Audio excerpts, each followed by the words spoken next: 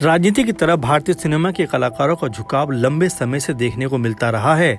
राजेश खन्ना, धर्मेंद्र, अमिताभ बच्चन, विनोद खन्ना, गोविंदा, सनी देओल, हेमा मालिनी और जया बच्चन समेत अनेकों फिल्मी सितारों ने सियासत की दुनिया में अच्छा खासा नाम भी कमाया। अब ऐसा ही एक नाम जिन्होंने अपने अभिनय के साथ में अपने बेबाक विचारों से फिल्म इंडस्ट्री समेत राजनीति के गलियारों को झकझोर कर रख दिया, वो नाम है कंगना रनौत का। हिमाचल प्रदेश के मंडी से बीजेपी सांसद कंगना रनौत एक ऐसा ही नाम है जिन्होंने बिना किसी गॉडफादर या फिल्मी बैकग्राउंड के बॉलीवुड के सबसे बड़े मुकाम को हासिल किया। हिमाचल प्रदेश के छोटे से कस्बे से निकलकर मुंबई की चकाचौंध में अपनी अलग पहचान बनाना और फिर देश की संसद तक का सफर तय करना कंगना के जीवन की एक बेहद प्रेरणादायक और संघर्षपूर्ण कहानी है। कंगना रनौत का प्रारंभिक जीवन। कंगना रनौत का जन्म 23 मार्च 1987 को हिमाचल प्रदेश के मंडी जिले के भांवला गांव में एक राजपूत परिवार में हुआ। उनके पिता अमरदीप रनौत एक व्यवसायी और ठेकेदार थे, जबकि उनकी मां आशा रनौत एक शिक्षिका थीं। उनके परिवार में एक बड़ी बहन रंगोली और एक छोटा भाई अक्षत है। कंगना का शुरुआती जीवन एक पारंपरिक और अनुशासित माहौल में बीता। उनके दादा एक IAS अधिकारी थे, इसलिए परिवार चाहता था कि कंगना भी पढ़ लिखकर कोई बड़ा मकाम हासिल करे। कंगना को बचपन से ही फैशन और मॉडलिंग का शौक रहा, लेकिन उनके पिता इसके सख्त खिलाफ थे। परिवार की इच्छा के विपरीत कंगना ने 15 साल की उम्र में घर छोड़कर दिल्ली आने का फैसला किया। दिल्ली में रहने के लिए उन्होंने एलीट मॉडल एजेंसी के साथ काम भी किया। शुरुआती दिनों में उन्हें काफ़ी संघर्ष का सामना करना पड़ा। उनके पास रहने के लिए ढंग का ठिकाना तक नहीं था। वो एक छोटे से कमरे में कई अन्य लड़कियों के साथ रहती थीं। दिल्ली के बाद वो थिएटर निर्देशक अरविंद गौड़ के संपर्क में आईं और अस्मिता थिएटर ग्रुप के साथ जुड़ गईं। यहाँ इन्होंने अभिनय के कौशल को निखारा। बॉलीवुड में प्रवेश और शुरुआती सफलता। कंगना रनौत ने 2006 में महेश भट्ट की फिल्म गैंगस्टर से बॉलीवुड में अपने अभिनय करियर की शुरुआत की। इस फिल्म में उनके किरदार का नाम सिमरन था और दर्शकों और समीक्षकों को उनका काम बेहद पसंद आया। फिल्म में उनके शानदार अभिनय के लिए उन्हें film fair best female debut का पुरस्कार भी दिया गया। इस पहली फिल्म ने साबित कर दिया कि कंगना लंबी दौर की खिलाड़ी हैं। लंबे समय तक बॉलीवुड में काम करने के लिए ही वो बनी हैं, इसीलिए उनकी एक्टिंग से हर कोई बेहद खुश नजर आ रहा था। गैंगस्टर के बाद उन्होंने वो लम्हे 2006 में की। इसके बाद लाइफ इन ए मेट्रो और फैशन जैसी फिल्मों में काम किया। फिल्म फैशन में एक नशे की लत वाली मॉडल के किरदार के लिए उन्हें सर्वश्रेष्ठ सहायक अभिनेत्री का राष्ट्रीय पुरस्कार और फिल्म फेयर पुरस्कार भी मिला। उस समय कंगना केवल 21 साल की थी और इतनी कम उम्र में इस तरह के गंभीर किरदार निभाना उनकी अभिनय क्षमता का प्रमाण था। महिला केंद्रित फिल्मों की नई परिभाषा। साल 2014 में कंगना के करियर का सबसे बड़ा टर्निंग पॉइंट कहा जा सकता है। विकास बहल द्वारा निर्देशित फिल्म क्वीन ने भारतीय सिनेमा में महिला केंद्रित फिल्मों की एक नई परिभाषा लिखी। इस फिल्म में रानी मेहरा नाम की एक सीधी सादी लड़की का किरदार निभाया, जिसे उनके मंगेतर द्वारा शादी से ठीक पहले छोड़ दिया जाता है, लेकिन वो अकेले ही पेरिस घूमने निकल जाती है। इस फिल्म ने बॉक्स ऑफिस पर कई नए रिकॉर्ड तोड़े और कंगना को घर घर में लोकप्रिय कर दिया। क्वीन के लिए उन्हें सर्वश्रेष्ठ अभिनेत्री का राष्ट्रीय पुरस्कार मिला। इसके बाद 2015 में आई फिल्म तनु बेट्स मनु में उन्होंने दोहरी भूमिका निभाई और इस फिल्म के लिए भी उन्हें सर्वश्रेष्ठ अभिनेत्री का राष्ट्रीय पुरस्कार दिया गया। एक्टिंग के साथ बनी डायरेक्टर।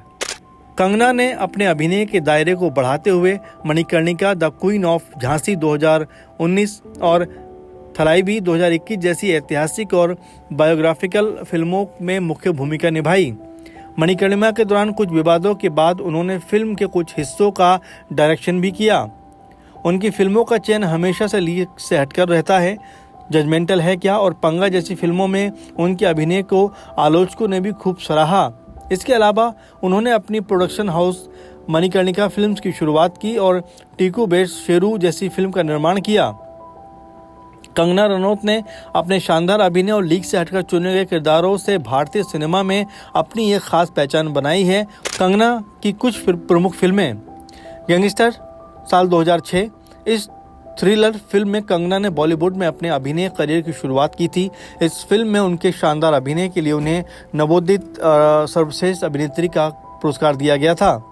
फैशन साल 2008। मधुर भंडारकर की इस फिल्म में उन्होंने एक सुपर मॉडल की भूमिका निभाई थी। इस फिल्म के लिए उन्हें सर्वश्रेष्ठ सहायक अभिनेत्री का पहला राष्ट्रीय पुरस्कार मिला था। Once upon a time in Mumbai 2010। इस सुपरहिट फिल्म में उन्होंने एक अभिनेत्री की भूमिका निभाई थी जो बॉक्स ऑफिस पर बहुत सफल भी रही।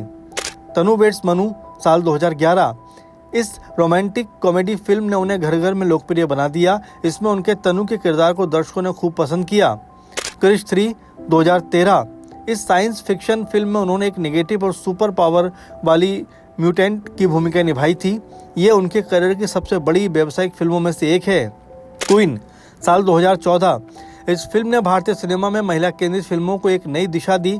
इसके लिए कंगना को सर्वश्रेष्ठ अभिनेत्री का राष्ट्रीय पुरस्कार भी दिया गया था।